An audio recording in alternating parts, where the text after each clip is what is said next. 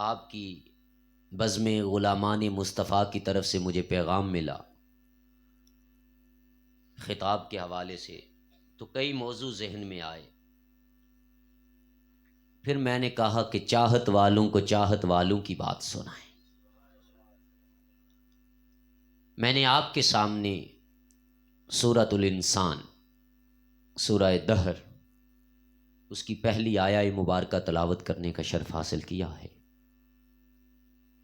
جس میں اللہ رب العزت نے ایک بڑا لطیف پیارا بیان ارشاد فرمایا، اور فرمایا اعوذ باللہ من الشیطان الرجیم هل اتی علی الانسان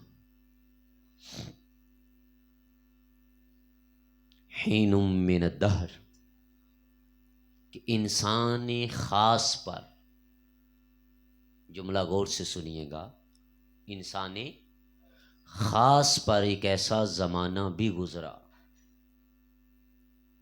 لم یکن شیء مذکورا، کہ وہ شیء غیر مذکور تھا، اس کا ذکر نہ تھا۔ اب کیونکہ یہاں تھوڑی سی میں وضاحت کرتا چلوں، سٹارٹنگ میں تھوڑی سی بات علمی ہوگی، لیکن میں یقین سے کہتا ہوں کہ آپ کو سمجھ آئے گی۔ میں نے انسان خاص کہا، آپ ترجمہ پڑھیں تو لکھا ہوتا ہے کہ انسان پر، لیکن انسان خاص اس لیے کہا کہ جب بھی عربی کا قاعدہ ہے کسی عام کو خاص بنانا ہو تو اسے معرف باللام کر دیتے ہیں، اس کے شروع میں الف لام لگا دیتے ہیں۔ جیسے میں اس کرسی پہ بیٹھا ہوں تو یہ کامن کرسی ہے، تو اس کو عربی میں آپ کرسی یون بولیں گے، لیکن جب آیت الکرسی کی بات آئے گی تو الکرسی آئے گی، اللہ کی کرسی کی بات آئے گی جو زمین و آسمان پہ حاوی ہے، تو اس کو بھی الکرسیہ کہا۔ یہ قلم ہے، اسے قلمن کہتے ہیں، لیکن جب اس قلم کی بات آئے گی جو تقدیریں لکھتی ہے تو اسے القلم کہتے ہیں، کہ خاص قلم۔ اسی طرح بہت سی کتابیں ہیں، بہت سی کتابیں، لیکن جب کتاب خاص کا ذکر کیا، اور قرآن مجید کے پہلے پارے کی پہلی سورہ میں اللہ رب العزت نے ارشاد فرمایا الف لام میم ذالک الکتاب، تو الف لام لگا کر بتا دیا کہ لوگوں کسی عام کتاب کی بات نہیں کر رہا، کتاب خاص کی بات کر رہا ہوں۔ یہ خاص کتاب ہے کہ جس میں کسی شک کی کوئی گنجائش نہیں۔ المختصر آگے بڑھنا چاہتا ہوں کہ جب یہاں پہ بھی ذکر کیا تو فرمایا هل اتی علی الانسان حین من الدہر، انسان کے اوپر الف لام لگایا اور کہا سنو، عام کامن انسان کی بات نہیں کر رہا، میں انسان خاص کی بات کر رہا ہوں کہ اس پر ایک ایسا زمانہ گزرا، لم یکن شیء مذکورا، کہ وہ موجود تو تھا لیکن مذکور نہ تھا، اس کا ذکر نہ تھا۔ یہ ضروری نہیں ہے، یہ ضروری نہیں ہے کہ کوئی مذکور ہو اور موجود بھی ہو، لیکن یہ ضروری ہے کہ کوئی موجود ہو لیکن مذکور نہ ہو۔ اس کی مثال ابھی میں دے دیتا ہوں کہ ابھی آپ کے سامنے میں نے چند شخصیات کے نام لیے، اور آپ میں اکثر کے نام نہیں لیے، تو اس کا مطلب ہرگز یہ نہیں کہ آپ یہاں موجود نہیں ہیں، آپ کا ذکر نہیں کیا میں نے نام لے کر، تو یہ اس بات کی دلیل ہو گئی کہ جو موجود ہوتا ہے ضروری نہیں کہ وہ مذکور ہو۔ ضروری نہیں کہ اس کا ذکر ہو. جب وہ انسان خاص موجود تھا، کیوں کہ فرمایا حل اتی علی الانسان، کہ انسان پر حین من الدہر، ایک ایسا زمانہ گزرا. تو جب جس پہ زمانہ گزر رہا ہے، جس پہ زمانہ گزر رہا ہے، اٹ مینس کہ وہ کہیں تو ہے، وہ کسی حالت میں تو ہے. اب کس حالت میں ہے، اس حالت کو بھی آگے بیان فرمایا. لم یکن شیئا مذکورا، کہ وہ شے غیر مذکور تھا. شے تھا لیکن غیر مذکور تھا. اب وہ شے کیا تھا؟ شے کسے کہتے ہیں؟ میں اور آپ اپنی زبان میں شے چیز کو بولتے ہیں، لیکن آپ دیکھیں تو بڑا محل ہو، بڑی کوٹھی ہو، بڑا گھر ہو یا گاڑی ہو، تو اس کے فرنٹ پہ کیا لکھا ہوتا ہے؟ ماشاء اللہ. تو شاہ کا معنی ہوتا ہے ماشاء اللہ، جو اللہ نے چاہا. اب کہتے ہیں وہ تعز من تشاء وہ تذل من تشاء، وہ جسے چاہتا ہے اسے عزت دیتا ہے، وہ جسے چاہتا ہے بے حساب رزق دیتا ہے. بہت سی مثالیں ہیں. کہنا یہ چاہتا ہوں کہ جب اس کا ذکر کیا تو اسے شے کہہ کے پکارا کہ وہ شے تھا. شاء یشاء شیئن، شاء کا معنی ہے چاہنا، شیئن کا معنی ہے جسے چاہا گیا. فرمایا سنو، انسان پر ایک ایسا زمانہ بھی گزرا، لم یکن شیئا مذکورا، اس کا ذکر تو نہ تھا لیکن وہ خدا کی چاہتوں میں گم تھا، خدا کی محبت میں گم تھا، خدا کے پیار میں گم تھا. اللہ نے اپنی چاہت کے پردوں میں سے گم رکھا، چھپا کے رکھا. پھر ایک ایسا وقت آیا کہ اس چاہت کو تکتے تکتے، اس چاہت کو تکتے تکتے اسے خود سے پیار ہو گیا. کنت کنزا مخفیا، میں تو ایک چھپا ہوا خزانہ تھا، مجھے تو کوئی جانتا ہی نہیں تھا. پھر ہوا کیا؟ اس خوبصورت چاہت کو جسے اللہ نے بنایا اور بنا کے سجا کے چھپا کے اپنے پردوں میں رکھا، اسے تک تک کے اللہ کو اپنے آپ سے پیار ہو گیا، اپنے آپ سے پیار ہو گیا. وہ کیوں ہوا؟ اس لیے کہ جس شہکار کو اللہ نے بنایا تھا وہ اتنا سونا تھا، رب کا جی چاہ رہا تھا، رب چاہ رہا تھا کہ اب میرا بھی کوئی تذکرہ ہو، مجھے بھی کوئی چاہنے والا ہو، میرا بھی کوئی ذکر کرنے والا ہو، مجھے بھی کوئی پہچانے. کیونکہ جس کو اتنا خوبصورت میں نے بنایا ہے، میرے اپنے حسن کا عالم کیا ہوگا. سر سے لے کر پاؤں تک تنویر ہی تنویر ہے. گفتگو سرکار کی قرآن کی تفسیر ہے. سوچتی تو ہوگی دنیا مصطفیٰ کو دیکھ کر، وہ مصور کیسا ہوگا جس کی یہ تصویر ہے. نعرہ تکبیر، نعرہ رسالت، نعرہ تحقیق، نعرہ غوثیہ. جب یہ سارا معاملہ ہو گیا، اللہ کو چاہت ہو گئی، محبت ہو گئی، تو پھر اللہ نے چاہا کہ اب اس چاہت کو امر کیا جائے. اس چاہت کو کیا کیا جائے؟ امر کیا جائے. اس کو امر کرنے کے لیے پھر اللہ رب العزت نے سورہ یاسین، اس کی سیکنڈ لاسٹ نمبر آیت نمبر 82، اس میں اللہ رب العزت نے ارشاد فرمایا انما امرہ اذا اراد شیئا.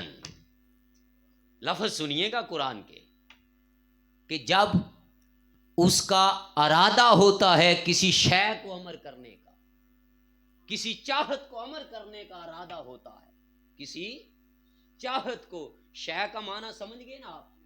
چاہت. اب انسان کا معنی بھی میں آگے جا کے سمجھاؤں گا کہ انسان کس چیز سے مشتق ہے، آپ کو ساری بات سمجھ آ جائے گی. اور ہم نے حاجی اکبر چشتی رحمت اللہ علیہ کی شہادت تک پہنچنا ہے انشاءاللہ بفضل خدا. اب جب اللہ رب العزت نے ارادہ فرمایا کس کا؟ کہ امر کرے اس چاہت کو. تو کیا فرماتا ہے پھر آگے؟ اللہ کیا فرماتے ہیں؟ این یقول، پھر فرماتا ہے اللہ فرماتا ہے لہو، لہو اس کو. اب دیکھ لیں بات، سنیے گا. جس کو کہا جا رہا ہے نا چاہت کو امر کرنے کا ارادہ، اسے اللہ کہہ رہا ہے لہو، اسے فرماتا ہے کن ہو جا، فیکون، پس وہ ہو جاتا ہے. لہو کہہ کر اس بات کی طرف اشارہ کر دیا کہ جس چاہت کو میں پہلے امر کرنا چاہتا ہوں اسے کسی خاص شکل میں رکھتا ہوں. اسے تو لاہو کہا نا، اسے کہتا ہے، اسے کہتا ہے کہ کن ہو جا فیکون، پس وہ ہو جاتی ہے. اور پھر وہ کس شکل میں ہوتی ہے، کس شیپ میں ہوتی ہے، اس کا ذکر بھی اللہ رب العزت نے قرآن مجید کی سورہ 95 نمبر سورہ، اس کی آیت نمبر 4 میں ارشاد فرمایا. اللہ رب العزت نے فرمایا ہاں سن لو، لقد خلقنا الانسان فی احسن تقویم. اب میں نے اپنی چاہت کو رنگ دینا چاہا، کو شکل دینی چاہی، کو صورت دینی چاہی، اس کو تخلیق کرنا چاہا، تو لاہو اسے کہا کن ہو جا فیکون، پس وہ ہو گئی. اور جس صورت میں ہوئی وہ چاہت، جس شکل میں ہوئی وہ شکل کیا تھی؟ وہ احسن تقویم تھی. وہ انسان کی شکل کون سی تھی؟ اور انسان خاص کی شکل تھی. یہاں بھی الف لام لگایا انسان پر، فرمایا لقد خلقنا الانسان فی احسن تقویم. اس انسان خاص کو ہم نے احسن تقویم بنایا، احسن تقویم بنایا. اور اس کا ذکر کرنے سے پہلے بلال بھائی مزے کی بات ہے، اللہ رب العزت نے 4 قسمیں کھائی. اللہ کسی گھٹیا چیز کی قسم ذکر کرنے سے پہلے قسمیں نہیں کھاتا. وہ کسی خاص ذکر کرتا ہے. جب مصطفیٰ کے مکھڑے کا ذکر کرتا ہے تو فرماتا ہے والضحیٰ، مصطفیٰ تیرے چہرے کی قسم. جب مصطفیٰ کی زلفوں کی بات کرتا ہے تو کہتا ہے واللیل اذا سجا، مصطفیٰ تیری زلفوں کی قسم. یعنی جب بھی ذکر کیا اور مصطفیٰ کے رب کا ذکر کرنے کی بات کی تو فرمایا رب کا، تیرا رب، تیرا رب. نسبت لگا لگا کے وہ ذکر کرتا ہے، اضافت لگا لگا کے ذکر کرتا ہے. لیکن جب یہاں ذکر کیا انسان خاص کا تو میرے بزرگوں، دوستوں، نوجوانوں، بات قابل غور ہے. ایک قسم سے بھی کام چل سکتا تھا، 2 قسموں سے بھی کام چل سکتا تھا. 3 نہیں کھائی، 4 کھائی.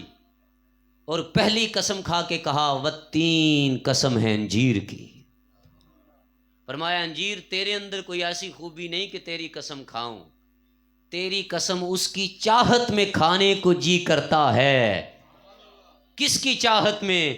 کہ تو ان پہاڑوں پہ اگائی جہاں میرے نوح کی مسجد تھی، جہاں میرے نوح کا آنا جانا تھا. اب کیونکہ میرے نوح کے قدم تجھ پہ لگے، اس پہاڑوں پہ لگے، ان پہاڑوں نے میرے نوح کے قدموں کو چوما، تو وہاں اگ گئی، اب جی کرتا ہے تیرے نام کی قسم کھاؤں. والزیتون، اور زیتون کی قسم. کہا زیتون تیرا بھی دل نہیں کرتا قسم کھاؤں، تو پھل ہے، تیرے اندر کون سی خوبی، تیری قسم کھاؤں. ہاں اس لیے قسم کھا رہا ہوں کہ تو ان پہاڑوں پہ اگائی جہاں میرے ابراہیم کا آنا جانا تھا، جہاں میرا اسحاق چلتا پھرتا تھا. ان پہاڑوں پہ اگی جہاں میرا یعقوب بکریاں چراتا تھا. ان پہاڑوں پہ اگی جہاں میرے یوسف کے حسن کے پرتاؤ پڑے تھے. اب کیونکہ تجھے میرے ولیوں، میرے پیغمبروں، میرے نبیوں کے قدموں کے ساتھ نسبت ہے، اس لیے اب ان کے قدموں کے نشان تو نظر نہیں آتے، تو نظر آتی ہے، اس لیے تیرے نام کی قسم کھاتا. کتنی قسمیں ہو گئی؟ 2. کتنی قسمیں ہو گئی؟ 2. اور آگے فرمایا وطور سینین، طور سینا کی قسم. کہا طور سینہ تو بھی کالے پتھروں کا پہاڑ ہے، یوں تو بڑے کالے پتھر ہیں، یوں تو بڑے کالے پتھر ہیں، لیکن تیری قسم کھاتا اس لیے ہوں کہ تجھ پہ میرا کلیم آ کے مجھ سے ہم کلام ہوتا تھا، تو نے میرے پیارے کلیم موسیٰ کے قدم چومے ہیں، اس لیے طور سینہ تو اس قابل ہو گیا ہے کہ اب تیرے نام کی قسمیں کھاتا ہوں۔ 3 قسمیں کھائی، تینوں نبیوں کے قدموں کے صدقے کھائی، قدموں کی نسبت سے کھائی۔ اب چوتھی قسم سنیے گا اور اپنا سینہ ٹھاریے گا، فرمایا وَهَذَا الْبَلَدِ الْأَمِينِ، اس امن والے شہر مکہ کی قسم، اس مکہ کی قسم نہیں جو دہشت گردی کا مرکز تھا، اس مکہ کی قسم نہیں کھاتا جو دہشت گردی کا مرکز تھا، اس مکہ کی قسم نہیں کھاتا جہاں بیٹیوں کو زندہ درگور کر دیا جاتا تھا، اس مکہ کی قسم نہیں کھاتا جہاں ماؤں کو منڈیوں میں بیچا جاتا تھا، اس مکہ کی قسم نہیں کھاتا جہاں بوڑھے باپ کو غلام بنا لیا جاتا تھا، اس مکہ کی قسم نہیں کھاتا جہاں ماڑو کو گلیوں میں گھسیٹا جاتا تھا، اس مکہ کی قسم نہیں کھاتا جہاں یتیم کا حق مارا جاتا تھا، اس مکہ کی قسم نہیں کھاتا جہاں بیوہ کا حق چھینا جاتا تھا، ماڑے کی زمینوں پہ قبضہ کیا جاتا تھا، اس مکہ کی قسم نہیں کھاتا جہاں ہر وقت تلواریں ناحق خون سے جو ہے نچڑتی رہتی تھی، اس مکہ کی قسم نہیں کھاتا ارے جہاں پانی پلانے پہ جھگڑے ہوتے تھے، گھوڑے دوڑانے پہ جھگڑے ہوتے تھے، نہیں بلکہ اس مکہ کی قسم کھاتا ہوں۔ ارے کس مکہ کی؟ فرمایا جب انسانیت سسک رہی تھی، تڑپ رہی تھی، بیٹیوں کی آہیں بلند ہو رہی تھی کہ باری تعالیٰ اسی لیے پیدا کیا تھا کہ زندہ درگور کر دی جاؤں، ماؤں کی سسکیاں، ماؤں کی آہیں بڑھ رہی تھی کہ باری تعالیٰ کیوں نے اسی لیے مامتا دی تھی کہ جب بوڑھی ہو جاؤں تو جوان بیٹا منڈی میں بیچائے، بوڑھا باپ تڑپ رہا تھا کہ باری تعالیٰ بڑھاپے میں تو بے اولاد باپ کا سہارا ہوتی ہے، لیکن انہوں نے تو مجھے غلام بنا لیا۔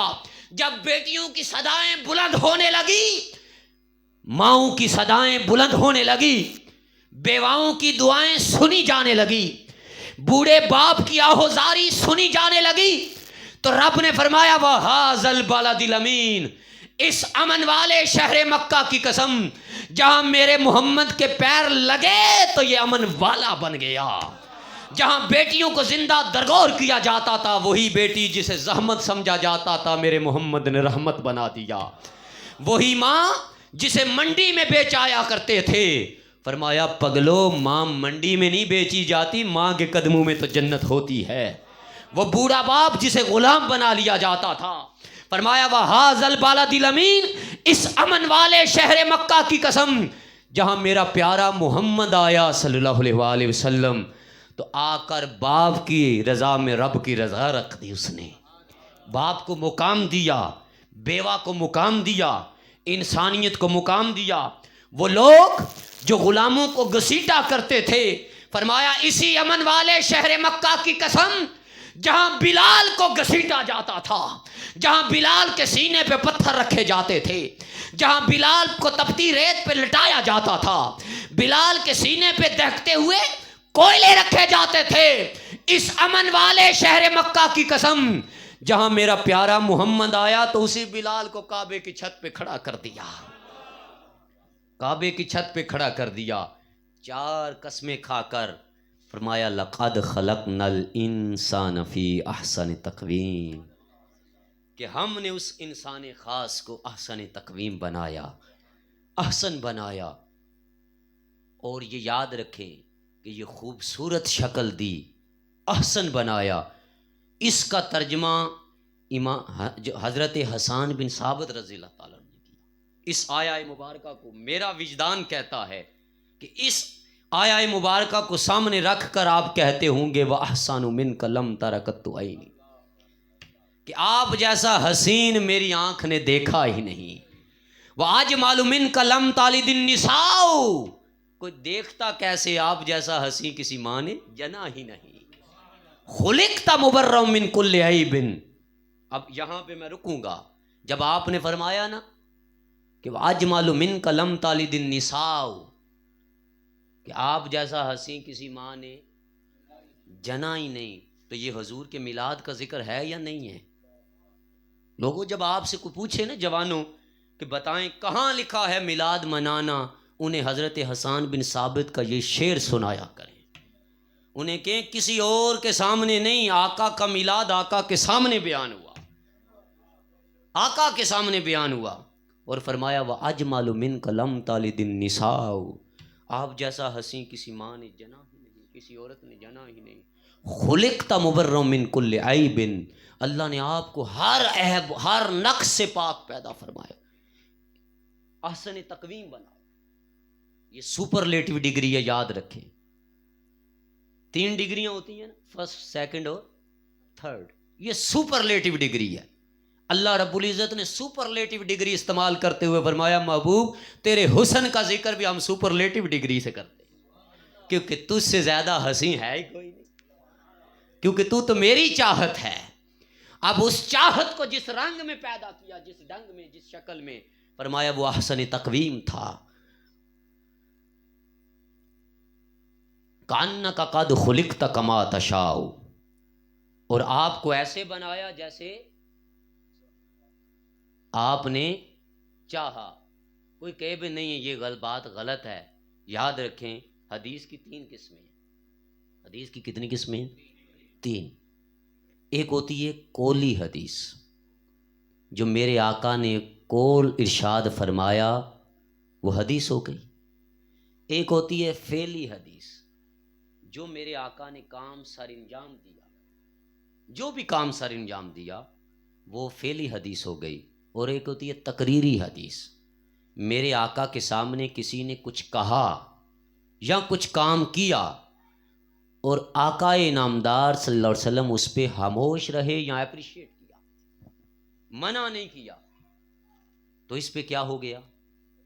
تقریری۔ کیونکہ کوئی کہے گا بھی نہیں آپ تو کہہ رہے ہیں، تو یہ تو قرآن سے بات ٹکرا رہی ہے، کہ قرآن کہتا ہے سورہ آل عمران آیت نمبر 6 هو الذی یصورکم فی الارحام کیف یشاء، وہی ہے جس نے تمہیں ماں کے پیٹوں میں پیدا کیا خوبصورت صورت دے کے، جیسے اس نے چاہا، جیسے اس نے چاہا۔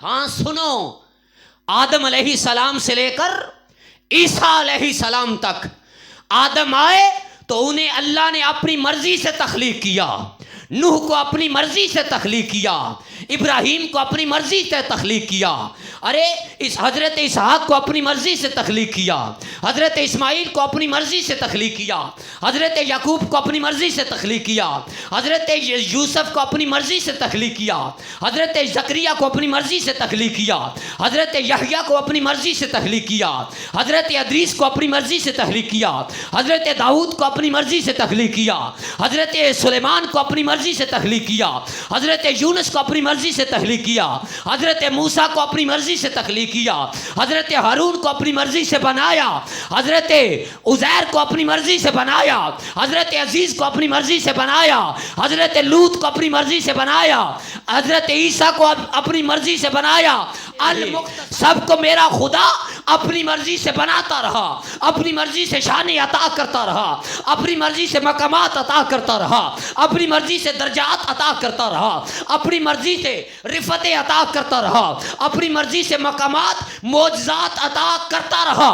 مگر جب باری آئی ذات مصطفیٰ کی، جب باری آئی مدنی منٹھار کی، جب باری آئی لجپال کی، جب باری آئی میرے اور آپ کے آقا کی، جب باری آئی آمینہ کے لال کی، جب باری آئی عبداللہ کے چاند کی، جب باری آئی احمد مصطفیٰ کی، جب باری آئی محمد مصطفیٰ کی، تو فرمایا لوگوں سن لو، اب محبوب کو اپنی مرضی سے نہیں، محبوب کی مرضی سے بنا کر بھیج رہا۔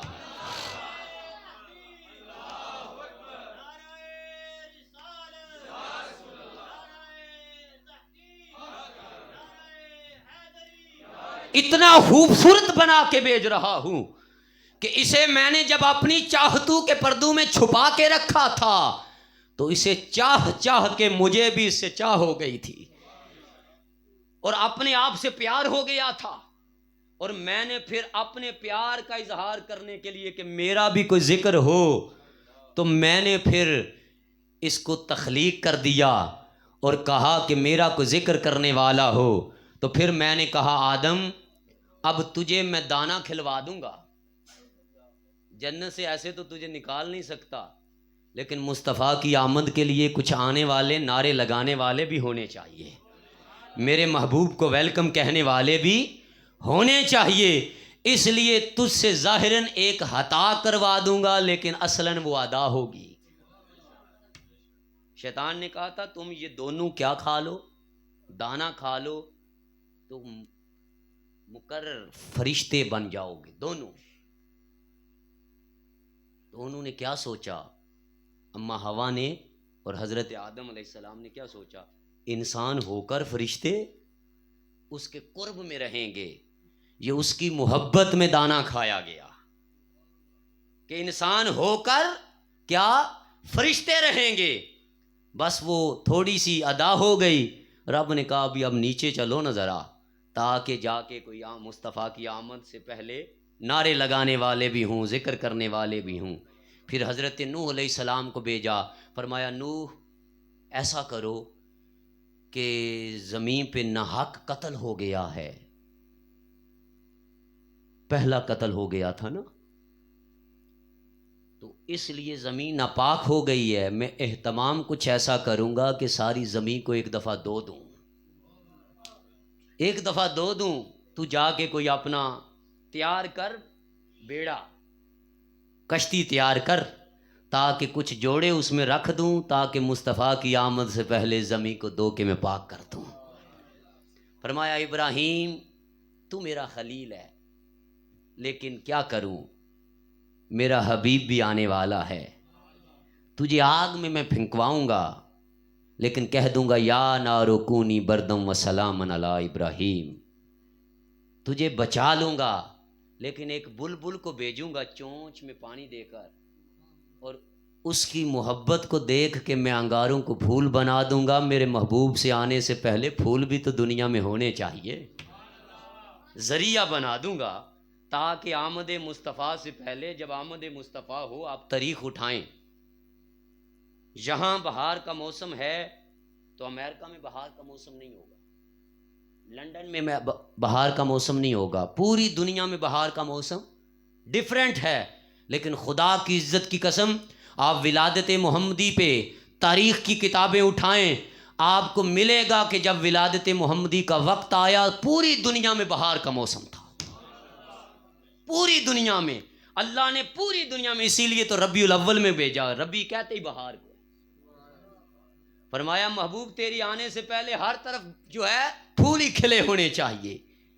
انبیاء کو بھیجا، فرمایا ہاں اب اے میرے عیسیٰ اب تو کیونکہ آخری جو ہے میرے محبوب سے پہلے سیکنڈ لاسٹ نبی ہے، تو اس لیے ایسا کر کہ میں چاہتا ہوں اب میرے محبوب کے نام کا بھی تذکرہ ہو، نام کا بھی تذکرہ ہو. تو جتنے بھی نبی آتے رہے وہ کہتے رہے من بعدی، کیا کہتے رہے، میرے بعد آنے والا ہے، میرے بعد وہ عظیم ہستی آنے والی ہے. لیکن جب میرے آقا آگے تو خدا آقا نے فرما دیا لا نبی بعدی. وہ کہتے ہمارے بعد آئے گے، لیکن جب آقا کی آمد ہوئی تو آقا نے فرما دیا اب میرے بعد کوئی نہیں ہے. کیوں کہ جس کی آمد کے لیے یہ سارا کھیل رچایا گیا، جس کی چاہت میں یہ ساری کائنات بنائی گئی، یہ ساری کائنات کی رنگینیاں، یہ ساری کائنات کی خوبصورتیاں، یہ ساری کائنات کی چاہتیں، جس کی چاہت کی وجہ سے بنائی گئی وہ چاہت محمد کا نام ہے، آقا کی ذات ہے. فرمایا ہاں آپ کو احسن تقویم بنایا، لیکن غلاموں، آقا کے غلاموں بنا کر آگے جو ارشاد فرمایا ثم رددناہ اسفل سافلین، اس چاہت کو میں نے احسن بنایا، لیکن احسن بنا کر ان گٹیا کم تر اسفل ادنا لوگوں میں اس پلید دنیا میں بھیجا. ارے وہ احسن تھے، خوبصورت تھے، اتنے خوبصورت، اتنے احسن، اتنے اعلیٰ، انہیں میں نے اسفل میں بھیجا، ان لوگوں میں جو بیٹیوں کو بھی دیکھنا برداشت نہیں کرتے تھے. میرے بزرگوں، دوستوں، نوجوانوں، انسانیت اتنی گر چکی تھی کہ ایک وقت تھا ادھر بیڑ بکریوں کا بولی لگتی تھی، ادھر کھجوروں کی، ادھر اناج کی، ادھر کوئی آواز دیتا تھا اے بڈھی مائی اتنے دی لے جاؤ، یہ بوڑھا باپ اتنے میں خرید لو۔ انسانیت کتنی تذلیل ہو چکی تھی، فرمایا اس احسن کو میں نے ان اتنے گھٹیا لوگوں میں بھیجا تاکہ وہ احسن آئے اور انہیں محبت کا سودا دے، انہیں پیغام دے، انہیں اپنا اخلاق دے، انہیں اپنا کردار دے، انہیں اپنی سیرت دے، تاکہ یہ گرے ہوئے اٹھ کے کھڑے ہو جائیں، یہ کم تر اعلیٰ ہو جائیں، یہ زوال والے عروج کی طرف چلے جائیں، یہ سہل پسند جاں فشانی کی طرف سفر کریں۔ جب ان کو وہ عظیم ہستی مل گئی تو میرے بزرگوں، دوستوں، نوجوانوں، کردار اتنا اعلیٰ ہے کہ طائف کے بازاروں میں پتھر کھا کے بھی دعائیں دے رہے ہیں۔ اتنے گٹیا تھے، اتنے گٹیا کہ پھر بھی میرے آقا نے یہ نہیں فرمایا باری تعالیٰ انہیں تباہ فرما دے، نہیں، میرے آقا نے ہاتھ اٹھائی، عرض کیا باری تعالیٰ اس قوم کو ہدایت عطا فرما، یہ مجھے نہیں جانتے کہ میں کون ہوں۔ کردار اتنا اعلیٰ۔ جوانوں بات سنو، قابل غور ہے، میلاد منانے والوں سیرت کو بھی اپناؤ۔ بے شک سیرت صدقہ ہے میلاد کا، لیکن میلاد کے بعد جو آقا انعامدار صلی اللہ علیہ وسلم نے انقلاب بپا کیا، یاد رکھیں اسلام تلوار کے زور پہ نہیں پھیلا، اسلام اخلاق کے زور پہ پھیلا ہے، اخلاق کے زور پہ پھیلا ہے۔ کردار کتنا اعلیٰ کہ کوئی پیر اپنے مرید کو کہہ دے حضرت کہ تو کتنا اچھا ہے، تو مرید پھولے نہیں سماتا۔ استاد اپنے شاگرد کو کہہ دے تو کتنا اعلیٰ ہے تو اس کا قد اور بڑھ جاتا ہے کہ واہ میرے استاد نے مجھے میری تعریف کی۔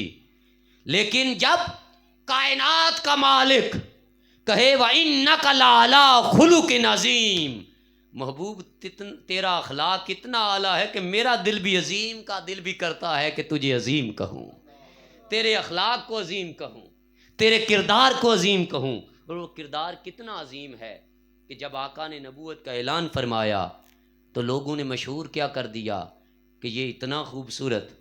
ابو جہل نے ایک کام کیا تھا، وہ کیا کیا تھا کہ شام اور بر صغیر کی طرف سے اور مدینہ کی طرف سے یہ تین رستے آتے تھے مکہ کی طرف، تینوں رستوں پہ جوان بٹھا دیے اور کہا خبردار جو بندہ آئے اسے کہہ دینا ہے کہ فلاں نامی شخص سے نہیں ملنا۔ حضور نبی کریم صلی اللہ علیہ وسلم کا نام لے کے کہ محمد نامی شخص سے نہیں ملنا۔ وجہ کیا تھی؟ وجہ یہ تھی کہ اتنے سونے تھے جو تکتا تھا دل دے بیٹھتا تھا۔ کردار اتنا اعلیٰ تھا کہ جو 2 منٹ مجلس میں بیٹھا ہے ایمان کی دولت سے فیض یاب ہو کے گیا۔ مشہور کر دیا کہ یہ جادوگر ہے معاذ اللہ۔ تو وہاں ایک آپ نے واقعہ سنا ہوا ہے کہ بوڑھیا مائی تھی، اس نے گٹھری اٹھائی تو میرے آقا انعامدار صلی اللہ علیہ وسلم گلی میں نکلے، کہا اماں کتھے چلی ہیں؟ کہا مکہ چھٹ کے چلی ہیں۔ فرمایا اچھا۔ آقا نے فرمایا یہ گٹھری مجھے دے دو۔ گٹھری سر پہ رکھی، بوڑھی مائی کیا کہہ رہی ہے؟ کسی چنگی ماں دا پتر لگنے، پاگاں لیا جمدہ رویں، دعائیں دے رہی ہے۔ آقا کی ماں کو دعائیں، آقا کو دعائیں، جب دعائیں دیتی جا رہی ہے تو ساتھ برا بلا بھی کہتی جا رہی ہے۔ آقا مسکراتے جا رہے ہیں۔ چلتے چلتے چلتے چلتے ایک مقام آیا، اسٹیشن آیا، آپ نے واقعہ سنا ہوا ہے۔ آقا نے گٹھری اتاری، کہا اماں اب مجھے اجازت؟ کہا اجازت تو دیتی ہوں لیکن ایک کام کرنا، مکہ میں ایک محمد نامی شخص آ گیا ہے، وہ جادوگر ہے، اس کے جادو سے بچ کے رہنا۔ میرے آقا مسکرا پڑے، فرمایا اماں جس محمد تو ڈر کے نسیوں میں ہی محمد۔ اب مجھے یہ بتائیں، اتنا جملہ کہنے کی دیر تھی، آقا کے دندان مبارک سامنے کھلے، بوڑھیا کے سینے میں روشنی کر کے بوڑھیا کہنے لگی اگر تو ہی محمد ہے تو مجھے بھی کلمہ پڑھا دے، مجھے بھی کلمہ پڑھا دے۔ اب یہاں میرے آقا نے کون سی تبلیغ کی تھی؟ کون سا کہا تھا کہ 360 کو چھوڑ دو؟ کون سا کہا تھا کہ اللہ ایک ہے؟ کون سی نماز کی تبلیغ کی، کون سی کلمے کی تبلیغ کی؟ کوئی تبلیغ کی نہیں کی. آقا نے اپنا اخلاق سامنے رکھا، اپنا کردار سامنے رکھا. پتہ چلا کہ کردار میں اتنی طاقت ہے کہ بابا خواجہ اجمیر بیٹھا ہو اجمیر شریف میں تو آقا انعامدار صلی اللہ علیہ وسلم کی سنت پہ عمل کرتے ہوئے جب آقا کو اس صفحہ پہ کھڑے ہوئے تو میرے آقا نے فرمایا تھا بتاؤ میرے بارے میں کیا کہتے ہو. تو انہوں نے بھی انڈیا والوں سے کہا تھا کہ بتاؤ میرے بارے میں کیا کہتے ہو. تو کردار کیا تھا؟ کردار یہ تھا کہ عیسائی آیا تو وہ بھی ادھر بیٹھا اسی دسترخوان پہ، ہندو آیا تو وہ بھی رام رام کر کے کھانا شروع کرتا تھا، رام رام کر کے، اور مسلمان بسم اللہ پڑھ کے شروع کرتا تھا. لیکن کردار اتنا اعلیٰ تھا کہ وہ رام رام کر کے لقمہ کھانے والا جب اٹھتا تھا تو لا الہ الا اللہ محمد رسول اللہ کا کلمہ پڑھتا تھا، کلمہ پڑھتا تھا. نوجوانوں بات یہ کرنا چاہتا ہوں کہ باتیں بہت تھی لیکن ٹائم بہت زیادہ ہو گیا ہے. ایک بات کہہ کے میں بات ختم کرتا ہوں کہ الحاج محمد اکبر چشتی رحمۃ اللہ علیہ نے آپ میں سے کتنے لوگوں کو بھینسیں خرید کی تھی؟ کون سے وہ جگیردار تھے مجھے یہ بتائیں. آپ نے جنازہ تو ان کو دیکھا ہے نا کہ جنازہ بول رہا تھا کہ عاشق کا جنازہ ہے ذرا دوم سے نکلے. کیا وجہ ہے؟ آپ ان کی مجلس میں ان کے اصالِ ثواب کے لیے محفل سجا کے بیٹھے ہیں. یہ ینگ ویلفیئر والے اور بالخصوص بزم غلامان مصطفیٰ والے، ان کی کوئی رشتہ داری تھی ان کے ساتھ؟ ہاں، ایمان کا رشتہ تھا، کردار کا رشتہ تھا، اخلاق کا رشتہ تھا. اخلاق اعلیٰ ہو تو خدا کی عزت کی قسم وہ نہ مرنے مٹنے دیتا ہے نہ کردار ختم ہونے دیتا ہے. نام فقیر انہاں دا باہو قبر جنہاں دی جیوے ہو. اگر آج داتا علی حجویری کی قبر پہ آپ لوگ چادر ڈالتے ہیں تو اس کی وجہ یہ نہیں ہے کہ وہ داتا علی حجویری ہے تو اس لیے چادر ڈالتے ہیں. اس لیے ڈالتے ہیں کہ داتا علی حجویری نے زندگی میں کسی بیٹی کا سر ننگا نہیں ہونے دیا. اللہ والے ساری زندگی بیٹیوں کا سر ڈانپتے رہے، خدا ان کی قبر بھی ننگی نہیں ہونے دیتا. یہ ریزن ہے، یہ ریزن ہے جس وجہ سے ان کی قبروں پہ ہر وقت چادریں رہتی ہیں. اللہ والوں کی دربار پہ کبھی کوئی بھوکا نہیں اٹھا. یہی وجہ ہے 1000 سال بیتنے والے ہیں لیکن ابھی بھی چلیے جاؤ اسی لمحے داتا کا لنگر کبھی ختم نہیں ہوتا. یہ علامتیں ہیں کردار کی. آقا کا صدقہ اتنا ہے، اتنا صدقہ ہے کہ خدا کی عزت کی قسم پوری مخلوق صرف ایک دربار داتا علی حجویری پہ امڑ آئے. کوئی ایک ایسا یہ نہیں کہے گا کہ میں بھوکا واپس گیا ہوں، بھوکا واپس گیا ہوں. لیکن ضرورت اس امر کی ہے جوانوں، نعرے ہم لگاتے ہیں کردار آقا کے میلاد کے، یا رسول اللہ کے نعرے سے ہم کو بہت پیار ہے، بہت پیار ہے. یہ وہ نعرہ ہے جو صدیق اکبر نے لگایا، یہ وہ نعرہ ہے جو عمر فاروق نے لگایا، یہ وہ نعرہ ہے جو عثمان غنی رضی اللہ تعالیٰ نے لگایا، یہ وہ نعرہ ہے جو حیدر کرار علی مرتضیٰ شیر خدا رضی اللہ تعالیٰ نے لگایا، یہ وہ نعرہ ہے جو ابو سعید خدری لگاتے تھے، یہ وہ نعرہ ہے جو بلال حبشی لگاتے تھے. یہی اسی چاہت میں جیتے تھے، اسی چاہت میں مرتے تھے. اور یہ چاہت ایسی ہے کہ اللہ رب العزت فرماتا ہے بندے ایک میری چاہت ہے، ایک تیری چاہت ہے. اگر تم میری چاہت کو چاہے گا تو تجھے وہ بھی دوں گا جو تیری چاہت ہے. تو رب کی چاہت کون ہے؟ آقا انعامدار صلی اللہ علیہ وسلم، وہ انسان خاص. آقا فرمایا میرے محمد کو تم چاہو تمہیں وہ بھی دے دوں گا جو تمہاری چاہت ہے، اور اگر اس چاہت سے انحراف کر گئے تو تم سے وہ بھی چھین لوں گا جو تمہاری چاہت ہے. یہی وجہ ہے کہ حضرت سیدنا صدیق اکبر نے اسی چاہت محمدی میں زندگی گزاری. حضرت سیدنا عمر فاروق نے اسی چاہت میں زندگی گزاری.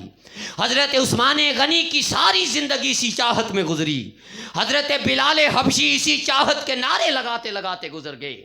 حضرت اویس کرنی کا نام آج زندہ ہے تو خدا کی عزت کی قسم چاہت محمدی کی وجہ سے زندہ ہے. اگر آج اولیاء اکرام کے دیے جل رہے ہیں تو انہوں نے نگر نگر گلی گلی کوچا کوچا چاہت محمدی کے چراغ جلائے. مہر علی کا چراغ جل رہا ہے, داتا علی حجویری کا چراغ جل رہا ہے, خواجہ اجمیری کا چراغ جل رہا ہے, حضرت بابا فرید گن شکر کا نام زندہ ہے, حضرت معین الدین چشتی اجمیری کا نام زندہ ہے, نظام الدین اولیاء کا نام زندہ ہے, بختیار کاکی کا نام زندہ ہے, سیری سکتی کا نام زندہ ہے, جنید بغدادی کا نام زندہ ہے, فضیل ابن عیاض کا نام زندہ ہے, بشر الحافی کا نام زندہ ہے, احمد بن حنبل کا نام زندہ ہے. اور آج پیر عبد القادر جیلانی کا نام ہم فخر سے لیتے ہیں. ان کا نام بھی آج لاٹے مار رہا ہے اور چاندنی کے چاند کی طرح روشن ہے. تو اس کی کوئی اور وجہ نہیں, اس کی وجہ صرف یہ ہے کہ انہوں نے جاری زندگی محمد کے نام کر دی. اور آج اس نام کے صدقے اللہ نے ان کے نام کو بھی بلند کیا ہوا ہے کہ کی محمد سے وفا تو نے تو ہم تیرے ہیں, یہ جہاں چیز ہے کیا لوح و قلم تیرے ہیں.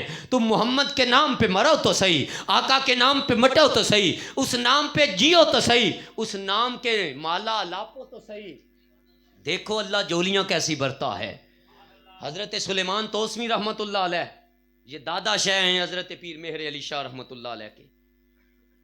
آپ توسا شریف کے رہنے والے ہیں تو میرا آنا جانا وہاں ہے رہا بھی ہے, تو وہاں رانگڑی زبان بولتے ہیں. کون سی زبان؟ رانگڑی. تو آپ کی فصلیں تھی, آپ جٹ سیال تھے, تو ہوا یہ کہ لوگ آ کے فصلیں چرا جاتے, جانور لے کے آتے. تو انہوں نے اپنے مریدوں کو غلاموں کو کہا کہ بھئی کیا بات ہے. انہوں نے کہا حضرت وہ آتے ہیں لوگ چرا کے چلے جاتے ہیں, ہم منع کرتے سنتے نہیں. آپ نے کہا آج میں جاواں تھا. جب آپ گئے لوٹا لے گئے, ساتھ پانی لے گئے, وضو کر کے مصلے پہ کھڑے ہوئے تو جانوروں کی ٹلیوں کی آواز آئی, گھنٹیوں کی. جو ہی آواز آئی تو آپ نے کہا کیڑے ہوئے, اپنی زبان میں بولا کیڑے ہوئے. تو وہ محمد کو محمد کہتے ہیں اپنی زبان میں, رانگڑی زبان میں. انہوں نے کہا محمد ہاں. جو ہی اس نے کہا محمد ہیں, آپ غش کھا کے گر پڑے. آپ نے کہا محمد ہیں تو پھر چراوند, اگر محمد ہیں تو پھر چراوند. کیونکہ جب کسی کے ساتھ جڑ جاتا ہے بندہ تو پھر ہر کوئی اسی میں دکھتا ہے, ہر چیز میں وہی نظر آتا ہے. آپ نے داڑھی رکھی ہوئی ہے تو جس نے داڑھی نہیں رکھی وہ کوئی غیر مسلم تو نہیں ہے, لیکن جس نے رکھی ہے اسے چاہت محمد کہتے ہیں, اسے آقا کی چاہت کہتے ہیں. اور جوانوں چاہت محمدی میں جیو, چاہت محمدی میں مرو. اور اگر مر جاؤ گے چاہت محمدی میں تو پھر زبان پہ یہی ہوگا نا کہ جو آنکھوں کے سامنے ہے مدینہ تو دیکھتا کیا ہے. پھر روح قفس عنصری سے پرواز کر جاتی ہے اور ایسے نکلتی ہے جیسے حضور نے فرمایا تھا مومن کی روح ایسے قبض کی جاتی ہے جیسے مکھن سے بال نکلتا ہے. پتہ چلا ہے حاجی صاحب کی روح قبض ہوتے ہوئے ایک پل بھی نہیں لگا. بس آپ پڑھ رہے تھے, پڑھتے پڑھتے بیٹھے ہیں, بیٹھ کے لیٹے ہیں اور لیٹتے ہی لیٹ گئے. اور چہرے پہ اتنا سکون, اتنا حسن. جنازے پہ آپ نے چہرہ دیکھا ہے, پتہ چل رہا تھا کوئی سو رہا ہے, اتنا سکون. یہ ساری نشانیاں کس بات کی ہیں؟ اس بات کی ہیں کہ وہ چاہت محمدی میں جیے تھے, چاہت محمدی میں مر گئے. محمد محمد کریندے گزر گئی, احد کلو احمد ملیندے گزر گئی. ابو بکر عمر عثمان و علی دی, تیرا نوری مکھڑا تو کہندے گزر گئی. حلیمہ دی ڈاچی دا کر کے تصور, کھرے ڈاچیاں دے گلیندے گزر گئی. اس لیے جوانوں جینا بھی ہے تو چاہت محمدی میں جیو, مرنا بھی ہے تو چاہت محمدی میں مرو. یہ کوئی زندگی نہیں. میرے آقا نے فرمایا کہ یاد رکھو جو جس حالت میں مرے گا اسی حالت میں اٹھایا جائے گا. کوئی شراب پیتے ہوئے مر جائے گا تو شراب کی حالت میں اٹھے گا, کوئی نعت پڑھتے ہوئے مرے گا تو نعت پڑھتے ہوئے اٹھے گا. اللہ سے بری موت سے اللہ تعالیٰ سے بری موت کی پناہ مانگا کرو. کہ باری تعالیٰ بری موت سے بچا. اور حضور یہ دعا فرمایا تھا کرتے تھے اور کہا کرتے تھے ایسی دعائیں مانگا کرو. اس لیے جوانوں، اور آخری بات کہ چاہتے محمدی میں اگر جینا چاہتے ہو تو میرے آقا نے فرمایا میری نماز میری آنکھوں کی ٹھنڈک ہے. جس سے پیار ہوتا ہے نا، جس سے پیار ہوتا ہے، کیونکہ میں چاہت کی بات کرنے آیا ہوں تو اس لیے یہ بات بھی کر جاؤں کہ جس سے پیار ہوتا ہے تو دل یہی کرتا ہے نا حضرت اس کی آنکھوں کو ٹھنڈک ملے. اور قرآن نے بھی کیا کہا ہے کہ اپنی اولاد کے لیے بھی دعا مانگا کرو کہ اے اللہ ہماری اولاد کو، ہماری بیویوں کو ہماری آنکھوں کی ٹھنڈک بنا تاکہ ہمیں ان سے سکون ملے. تو آنکھوں کی ٹھنڈک سے سکون ملتا ہے. تو اگر آپ چاہتے ہیں کہ آقا کو ہماری وجہ سے سکون ملے، ہر کسی کی خواہش ہے یا نہیں؟ یعنی ہم گناہگار جو کسی کام کے نہیں، ہماری وجہ سے آقا کی آنکھوں کو ٹھنڈ مل جائے تو اس سے بڑا اور کام کیا ہوگا؟ کتنا ٹائم لگتا ہے نماز پڑھتے ہوئے. اس لیے اس نیت سے نہ پڑھو کہ یہ فرض ہے، اس نیت سے پڑھ لیا کو اسے آقا کی آنکھیں ٹھنڈیاں ہوندی ہیں. آقا کی آنکھیں ٹھنڈی ہوتی ہیں، فرض بھی پورا ہو جائے گا، فرض بھی پورا ہو جائے گا، آقا کی آنکھوں کو ٹھنڈک بھی مل جائے گی. فرض تو فرض ہے نا، اس سے تو چھٹکارا نہیں ہے. تو پھر اس لیے اس کی پابندی کریں. اور جب پڑھیں گے تو اس میں دو کام ہو جائیں گے، ایک آقا پہ سلام بھی ہو جائے گا، ایک آقا پہ درود بھی ہو جائے گا. تو تعلق مضبوط ہو جائے گا. اور کسی سے چاہت بڑھانی ہو تو اس کا ذریعہ کون سا ہوتا ہے؟ کیوں بھائی؟ کسی سے تعلق بڑھانا ہو تو بلال بھائی کیا ذریعہ ہوتا ہے؟ سب سے پہلے اسے سلام کیا جاتا ہے. اس کی مثال دے دیتا ہوں. فار ایگزامپل یہ گلی کے کارنر پر ایک ریڑی والا ہے، غریب بیٹھا ہوا ہے. تو وہاں سے ایک لینڈ کروزر والا جس کی گردن میں بڑا سریا ہے، اسے غرور ہے، گمانڈ ہے اپنے پیسے پہ، وہ گزرتا ہے. وہ بوڑھا بابا اسے کہہ دیتا ہے چوئی صاحب السلام علیکم. پہلے دن تو غور نہیں کرے گا نا، دوسرے دن پھر شاہ کر کے گزرنے لگتا ہے، کہتا ہے السلام علیکم. اب کیا ہے؟ اب تھوڑی سی نظر اس کی آئے گی کہ کل اس نے سلام کیا تھا. تیسرا دن ہوا، اب صرف ایسے نہیں کیا، اب ایسے دیکھا تو صحیح سلام کرنے والا ہے کون. چوتھا دن گزرا، پھر سلام کیا، اب دور سے اشارہ کر دیا. پنجویں دن رہن نہ ہویا، بریک لگائی، باہر نکلا، آ کے جفی ڈالی، جا کے کہتا ہے وعلیکم السلام. ہمارے آقا تو لاجپال ہیں، وہ تو محتاج ہی نہیں ہے کسی کے سلام کے. لیکن ہاں ہم محتاج ہیں کہ انہیں سلام کریں تو وہ ہمیں جواب دیتے ہیں، جواب دیتے ہیں. اس لیے نماز عام روٹین میں آپ درود سلام پڑھ سکیں یا نہ پڑھ سکیں، جب نماز پڑھیں گے تو آپ کو نماز میں سلام بھی ہو جائے گا، درود بھی ہو جائے گا، اور آقا کا جواب بھی آ جائے گا. دعا ہے کہ اللہ تعالیٰ اسی چاہت میں ہمیں جینا مرنا سکھائے کہ طلوع شمس و قمر سے پہلے میں تجھ پہ آقا درود بھیجوں، ہر ایک شام و سحر سے پہلے میں تجھ پہ آقا درود بھیجوں، اپنے بچوں میں بیٹھ کر بھی کروں بدر و احد کی باتیں، کشاکش خیر و شر سے پہلے میں تجھ پہ آقا درود بھیجوں. خدا کی بیجی کتاب تو ہے، میرا تو سارا نصاب تو ہے، حصول علم و ہنر سے پہلے میں تجھ پہ آقا درود بھیجوں. اور یہی صدا تھی الحاج محمد اکبر چشتی کی کہ ایک حب رسول فخری میں اپنے ورثے میں چھوڑ جاؤں. دیکھیں آپ کے تینوں بیٹوں نے نعت پڑھی ہے، اس سے بڑا ورثہ کیا ہوتا ہے؟ کوئی گانا گاتا، کوئی کچھ کرتا تو شاید اجر نہ ملتا. اگر بنی اسرائیل کا بچہ، بنی اسرائیل کی قوم کا بچہ اگر بسم اللہ پڑھے تو اللہ اس کے باپ کا عذاب اٹھا سکتا ہے، تو خدا کی عزت کی قسم میرے آقا تو لاجپال تھے، جس قبرستان سے گزر جاتے وہاں سے عذاب اٹھ جاتا تھا. تو آقا کے غلاموں کے بیٹے جب ان کی نعت پڑھ رہے ہوں گے تو اللہ بھی کتنا خوش ہو رہا ہوگا، کتنا خوش ہو رہا ہوگا. تو اس لیے کہ ایک حب رسول فخری میں اپنے ورثے میں چھوڑ جاؤں، اس اختتام سفر سے پہلے میں تجھ پہ آقا درود بھیجوں. والسلام علیکم ورحمۃ اللہ. حضرت علامہ سائم چشتی صاحب کا کلام پیش کرنے لگا ہوں تو بڑی توجہ سے آپ سماعت کریں گے، انشاءاللہ آپ کے دل ٹھنڈے ہو جائیں گے. کہیے سبحان اللہ. بنی ہے